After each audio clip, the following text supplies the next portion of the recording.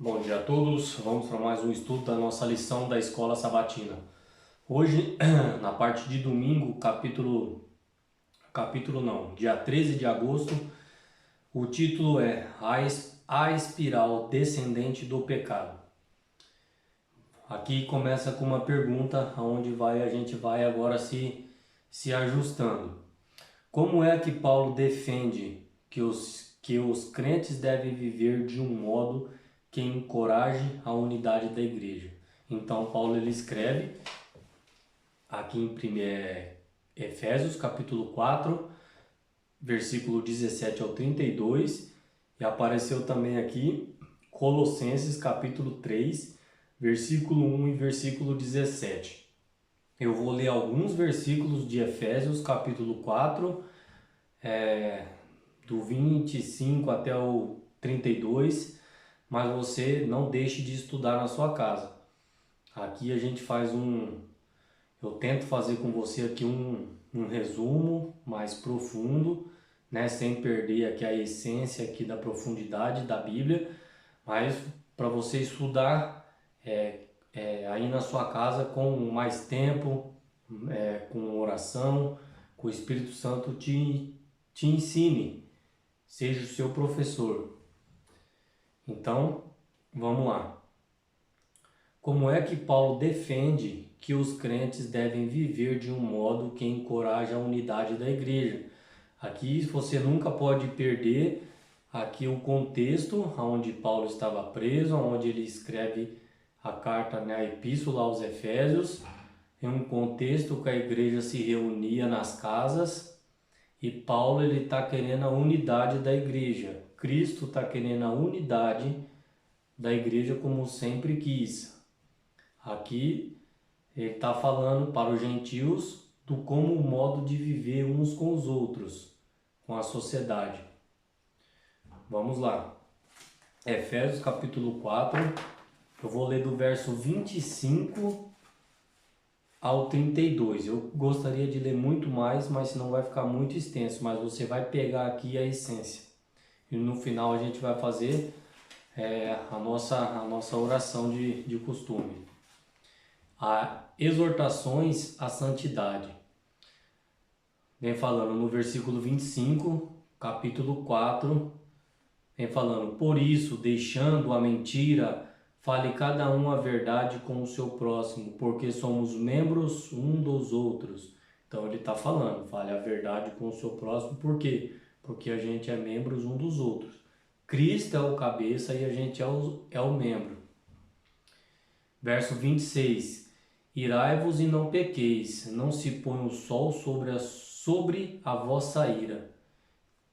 É conhecido esses versículos, mas é passado em branco na nossa vida, né?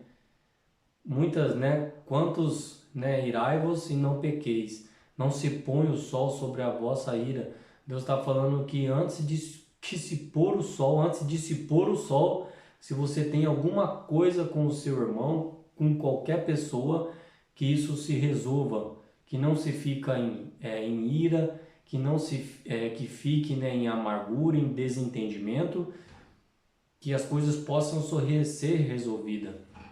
Eu sempre digo, não estou falando para você viver na casa daquela pessoa, frequentar a casa daquela pessoa.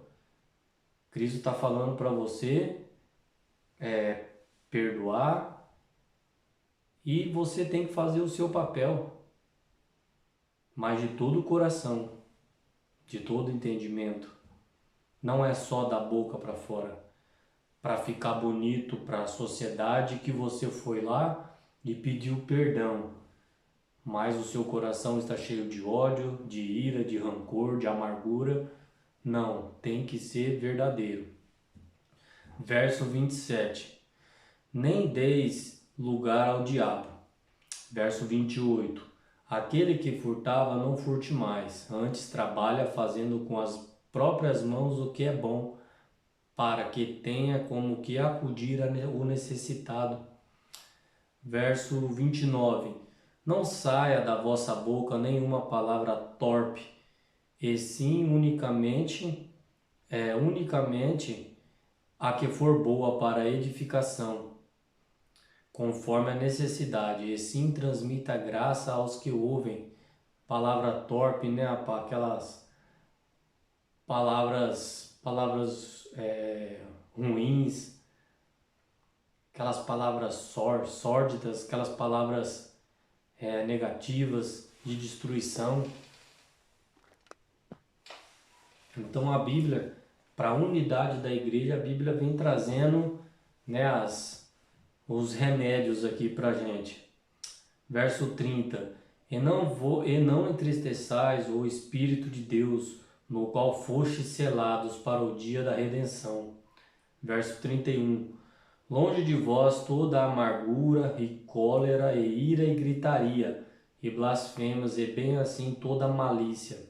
Verso 32. Antes sede uns para com os outros benignos, compassivos, perdoando-vos uns aos outros, como também Deus em Cristo vos perdoou.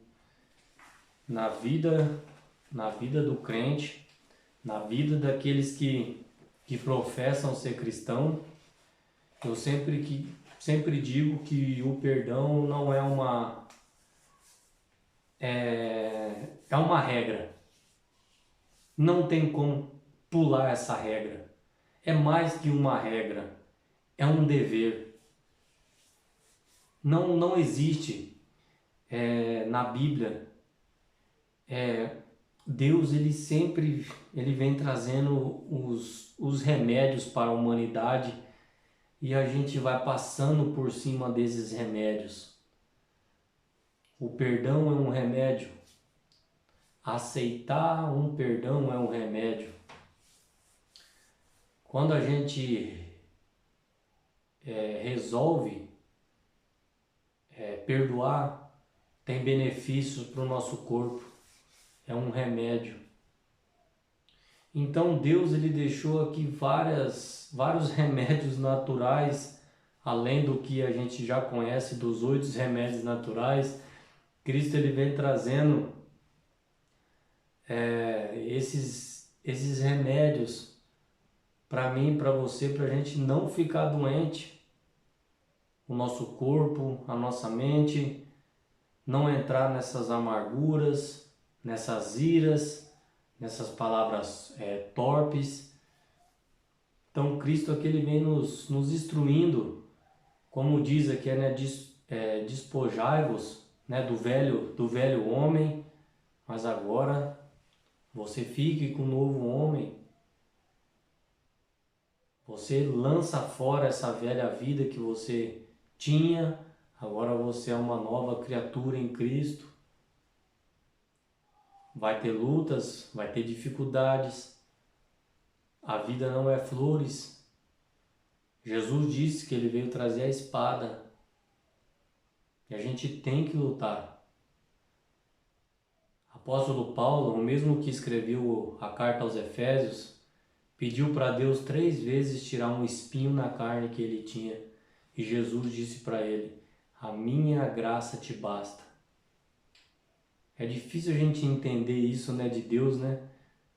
Ah, Ricardo, mas eu sou uma pessoa boa, eu não faço isso, eu não faço aquilo. Eu só estou pedindo uma coisa para Deus e Deus não faz. E Deus, muitas das vezes, ele fala: a minha graça te basta. E você vai morrer com isso. Porque eu sei o que é melhor para você. E é difícil a gente entender isso, ter essa maturidade espiritual. Mas aqui em Efésios capítulo 4, como a gente já leu do versículo 17 ao 32, eu não li todo todos os versículos do 17 ao 32, eu li do 25 ao 32. Fique a tarefa aí na sua casa e amanhã a gente continua mais estudando a nossa lição. Que Deus nos fortaleça, que Deus nos abençoe, que Deus nos ajude a utilizar desses recursos que Deus deu, que aqui não precisa de dinheiro, esses recursos que Deus nos deu para a unidade da nossa igreja, não precisa de dinheiro. A gente só tem que esvaziar o nosso ego, a nossa arrogância. Talvez você acha que sabe muito. A gente tem que esvaziar de tudo isso para a unidade da igreja. Que Deus nos abençoe e nos fortaleça. Agora vamos fazer a nossa oração. Querido e bondoso Deus, obrigado, Senhor, por mais um estudo que o Senhor nos deu. Nos ajude a entender a cada versículo, a cada palavra, que o Espírito Santo impressione a cada coração e que o Senhor possa explicar, Pai, versículo por versículo, Pai, cada palavra dita, em nome de Jesus. Amém. Que o Senhor nos fortaleça e nos abençoe.